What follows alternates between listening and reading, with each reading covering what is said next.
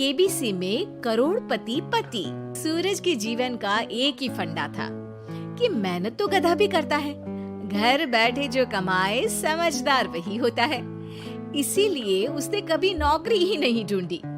इस बात से हालांकि उसकी पत्नी शिखा बिल्कुल भी अग्री नहीं करती थी, पर फिर भी सूरज को समझाना बेकार था।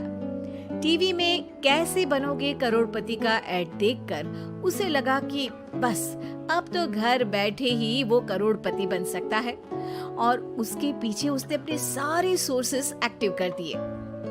2 हफ्ते में उसके कलीग के साले के पड़ोसी के बेटे का सोर्स निकलता है जो कि उसे शो में पहुंचा सकता है, और सूरज उससे मिलने चला जाता है। अच्छा, तो हमें मुकेश जी बता रहे थे कि आप हमें शो में पहुंचा सकते हैं। हाँ, उसमें कोई तकलीफ नहीं है। मैं कल अगर कोशिश करूँ तो इसी महीने में आपका नंबर आ जाएगा। अरे ये तो बहुत बढ़िया हो गया। अच्छा, वो सिलेबस और क्वेश्चन पेपर का कोई जुगाड़ है क्या?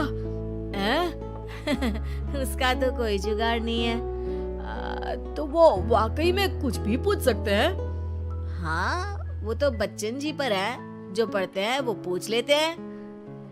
पहली कोशिश फेल होने पर अब सूरज के सामने एक बहुत बड़ा सवाल था कि आखिर जवाब कहाँ से लाए।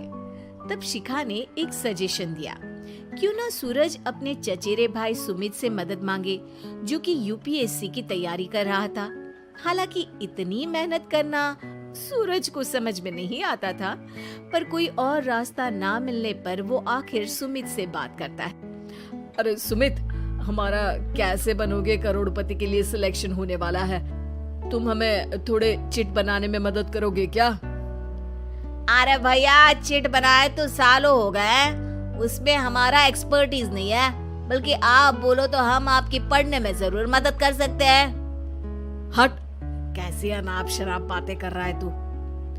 सूरज ने सुमित को मना तो कर दिया था, पर तैयारी करने के सिवाय कोई चारा उसे दिख भी नहीं रहा था, खासकर जब 12 के पेपर लीक करने के एक्सपर्ट शुक्ला जो भी हाथ जोड़ लेते हैं।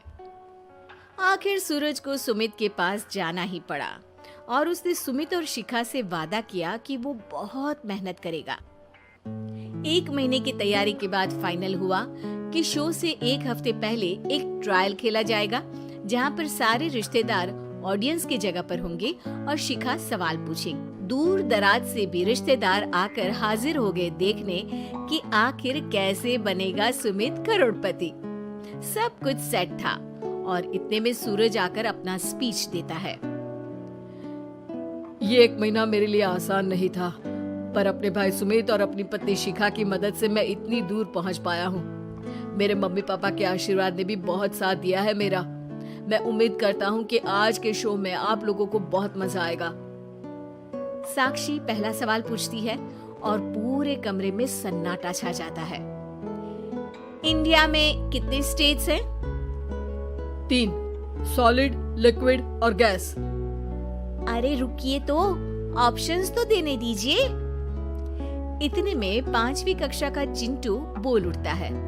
अरे क्या मामा, आप तो पहले सवाल पर ही आउट हो गए। अरे बेटा, पहला सवाल तो ट्रायल होता है ना। अरे तुम अब देखना। देखने जैसी बात तो थी ही। सूरज को इतना शांत किसी ने नहीं देखा था। कभी कभी तो लगता था मानो सूरज आंख खोलकर ही सो गया हो। मामा जल्दी करो प्लीज, कल सुबह पनवेल भी तो निकलना है। अरे हट, कंसंट्रेट करने दे मुझे। 3 सवाल में 3 लाइफलाइन खत्म हो चुकी थी, और अब चौथे सवाल पर भी सूरज का मौन नहीं टूटा, पर सूरज अभी भी हार मानने को तैयार नहीं था। उधर हर कोई सूरज को छोड़ सुमित को देख रहे थे। आखिर सुमित ने ही तो पढ़ाया था सूरज को। गजब बेइज्जती है यार। अरे बेटा, तो बाप का, दादा का, भाई का, सबका नाम बुड़वाएगा। अरे 3 लाइफलाइन ले ली तो भी तेरा कुछ नहीं होना है। अरे कोई इतनी बात करता है क्या शो पर? अरे बेटा, शो पर तेरे जैसे भी तो नहीं आते ना। सूरज की ये जंग आखिर 1 घंटे बाद 5वें सवाल पर खत्म हो गई, जब उसने इंडिया के नेशनल बर्ड का नाम कहा, कौवा। अरे बेटा, मजा तो बहुत आया, बस थोड़ा टाइम पर खत्म होता तो आनंद भी आ जाता। ताने बारिश के बूंदों की तरह बरस रहे थे और सूरज को भी समझ आ रहा था कि ये करोड़पति बनना शायद उसके बस के बाहर की बात है। पर वो आखिर ये बात मान कैसे लेता? वो सख्त लौंडा जो ठहरा, उसने सोचा कि बेइज्जती तो हो ही चुकी है, पर अगर मैं हार नहीं मानूं तो शायद कुछ हो सकता है। शिखा, तुम देखना, असली शो में आग लगा दूंगा, आग, करोड़पति बनूंगा मैं। हाँ, सब्जियां खत्म हो गई है घर पे, ले आओ। पहले पति बन जाओ, फिर करोड़पति बनना। अरे गजब बेइज्जती है यार। बेटा, अभी तो घर पर ही हुई है, 1 हफ्ते में तो तुम देश के सामने करवा कर आओगे।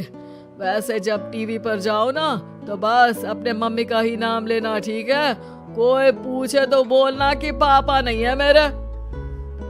अरे पढ़ाई की, पेपर निकलवाए, इतने सारे लोगों को खाना खिलवाया, क्या फर्क पड़ा? इसीलिए मैं कहता हूँ कि मेहनत तो गधा भी करता है, घर बैठे जो कमाए वही सिकंदर। लेकिन मामा, गधे भी जानते हैं कि हमारा राष्ट्रीय पक्षी मोर है।